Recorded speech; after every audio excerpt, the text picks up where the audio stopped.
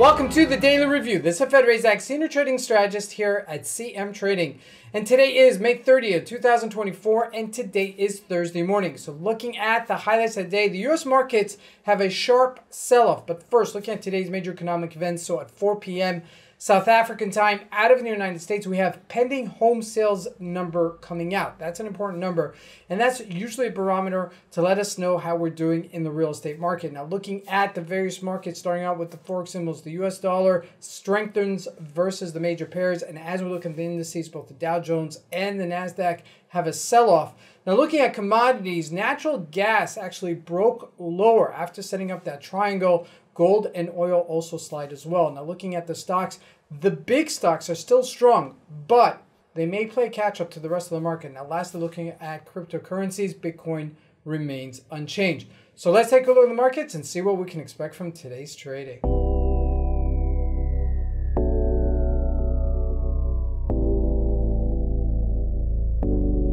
So we're going to start first with the Euro USD. For one-day trade, not bad. Actually pretty good.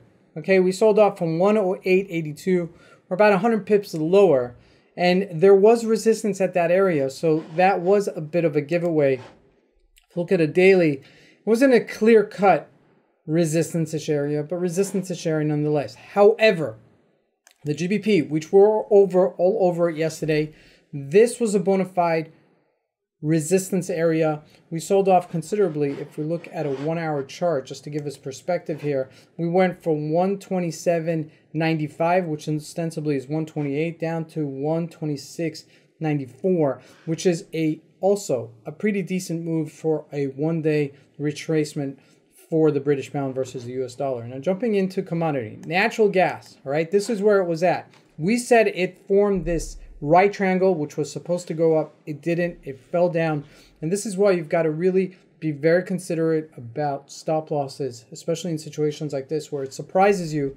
And so this is one that got away, but it did give us an opportunity. And it is trading at supportish levels, so it is resetting itself up in a range. So keep that in mind. Now, looking at gold, we retraced back to our lows to 2,300 or close to it. And if we look at crude oil, also retracing here, and we're still trading in a range in crude oil. Okay, even though we hit 80 and we broke out, we did hit that 200-day moving average, which is that black line, and receded below it. So jumping into the US markets, taking a look at the Dow Jones, a big slide. Okay, if we look at a daily chart, we look like we've made a double top on that 40,000 in retrospect. Okay, and now we're at that low again.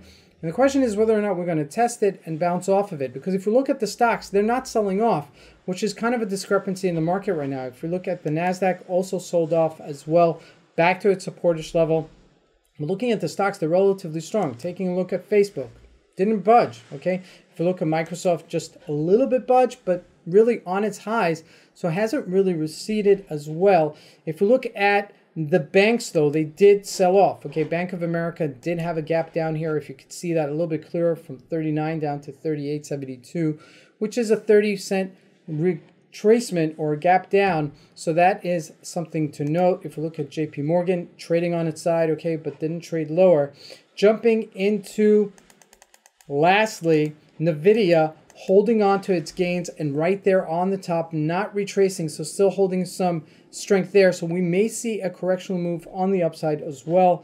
And lastly, taking a look at Bitcoin, unchanged, okay? Relatively trading at that 68, between 66-ish thousand and 70-ish thousand, but still trading in a very tight range. This is Fed Razak. I want to wish you guys a great trading day. Thank you.